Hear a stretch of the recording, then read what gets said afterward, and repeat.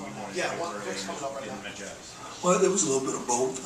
Obviously, when you deal with the speed that they were with, we tried to play some zone early in the part of the game, and then what we did after that was go play more man pressures, and they were able to make plays. And we weren't able to make that game-changing play. We were trying to mix up our coverages a little bit, give them different looks. And by doing that, it made our guys at times probably softer at times. So we tried to play man as the game progressed. And at the end of the day, you got to give LSU a lot of credit. Ruben Randall, I think, had 6 for 98 yards, made a lot of football plays.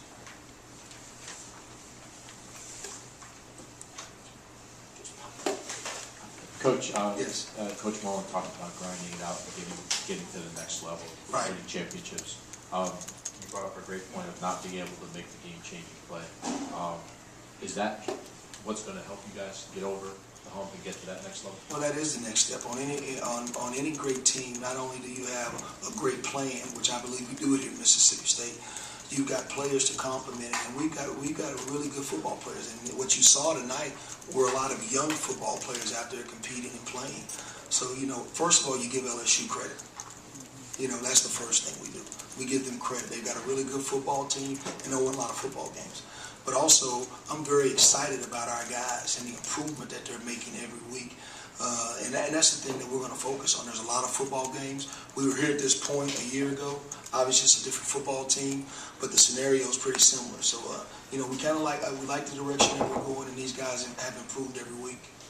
Tonight was very similar to some of the defense last year, a lot of bend but don't break, only 1 touchdown the whole game. What does that mean to you? I mean, if anything, to hold them for so long? Well, at the end of the day, you judge. On offense, you score points. Defensively, you don't give up points. We were able to, with the exception of the one play, I believe, down at our end zone, where we gave up a double move, we were able to keep them in front of us and make them kick field goals. And anytime you're against a team that explosive, you got to make that decision on how you want to play them. Obviously, as the game kind of started stretching a little bit, you make yourself more aggressive as far as your game, as your gameplay calling was. And so that's kind of what we did. We stuck to our plan, and we wanted to be better in our run game, especially against a team that's committed like LSU to running the football.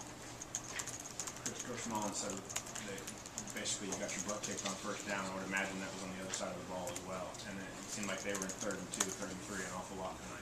Well, yeah, they were at times. We were able to, I don't know how many 3-and-outs were during that process, but, the completion rate was the thing that stood out the most. He had 27 attempts, 21 completions with 1 INT. And, obviously you want that completion rate to be a lot lower than what it was. And I believe our guys will do that. Our secondary right now is the strength of our defense. And they protect us from giving up points. And so, we've got to do a better job across the board as far as players and coaches, and keep putting our guys in position to make plays. And they will. They've shown that They've shown that. So that's our plan, and that's kind of what we see ourselves doing hopefully the next few weeks.